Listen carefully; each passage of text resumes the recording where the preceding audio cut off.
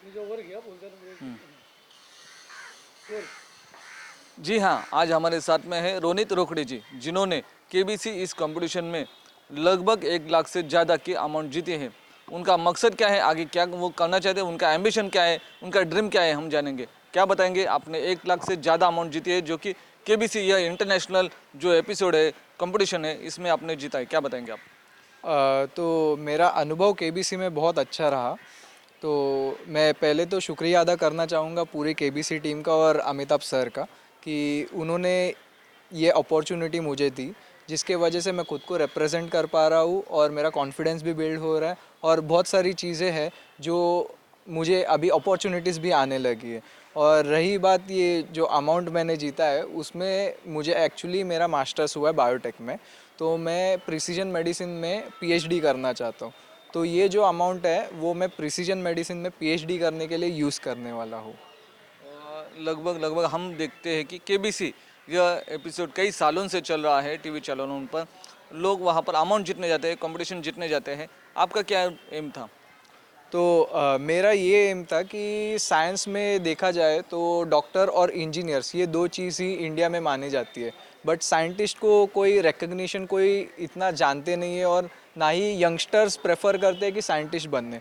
तो मेरा एम ये था कि मैं वहाँ जाऊँ और रिप्रेजेंट करूँ और साइंटिस्ट कम्युनिटी को थोड़ा स्ट्रॉन्ग करूँ, बिल्ड करूँ और यंगस्टर्स को मोटिवेट करूँ कि आप साइंटिस्ट बन सकते हो और आप भी एक स्पेसिफिक पॉइंट तक एक स्पेसिफिक चीज़ें पा सकते हो। और इंडिया में स्कोप की बिल्कुल कमी नहीं है। और मैं इंकरेज करना चाहूँगा हर यूथ को कि आप साइंस को एक्सप्लोर करें, अपने पैशन को आगे बढ़े और साइंस के साथ जाइए। यानी कि आपका कहना है साइंटिस्ट भी जो अमाउंट जीतने की या जो अपना नॉलेज बिल्डअप करने का कंपटीशन है उसमें हिस्सा लेना चाहिए, ऐसा आपका कहना है? यस यस डेफिनेटली, क्योंकि साइंटिस्ट भी एक अपने सोसाइटी के मूल पूर्ण भाग है। क्योंकि साइंटिस्ट रिसर्च नहीं करेंगे तो डॉक्टर्स प्रिस्क्राइब नहीं कर पाएंगे मेडिसिन। तो साइंटिस्ट का होना बहुत ज़्यादा इम्पोर्टेंट है।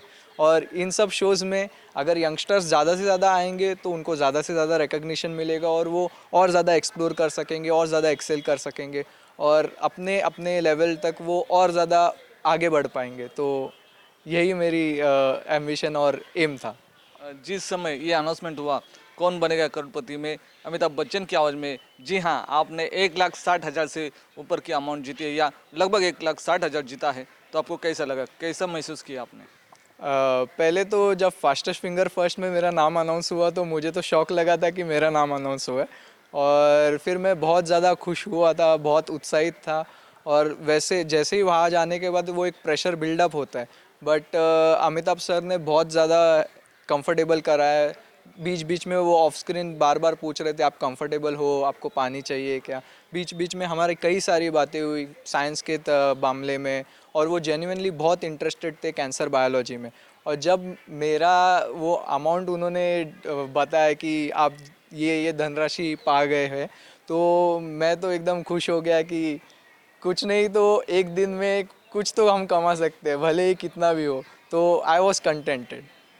आपका नाम इतिहास में दर्ज हो चुका है क्योंकि केबीसी के एपिसोड में आपने वो जीत हासिल की, 1 लाख से ऊपर की अमाउंट जीती, तो आपको कैसा महसूस होता है? सर मुझे तो बहुत अच्छा महसूस हो रहा है कि केबीसी के इतिहास में मैंने तो ट्राई पहली बार ही ट्राई किया, मेरी फियांसे ने ट्राई किया एक्चुअली।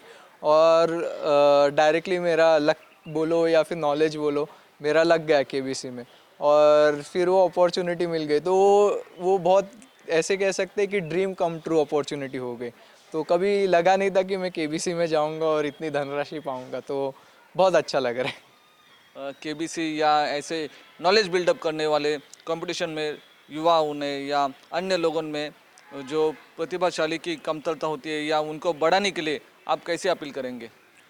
तो मेरा ये कहना रहेगा कि हर एक व्यक्ति, हर एक यंगस्टर्स हो या फिर ओल्डर हो या फिर कोई भी व्यक्ति हो, कोई भी एज के हो, हमें शोकेस करना है, हमें खुद को रिप्रेजेंट करना है। तो ये सब चीज़ों में हमें इन्वॉल्व होना पड़ेगा, आगे बढ़ना पड़ेगा।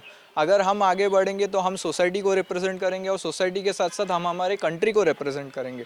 और जैसे कि हमें सबको पता है कि हर एक पर्सन इम्पोर्टेंट है हमारे कंट्री बिल्डिंग के लिए। तो आप इम्पोर्टेंट हो तो अपने खुद के इम्पोर्टेंस को जानिए और आगे बढ़िए।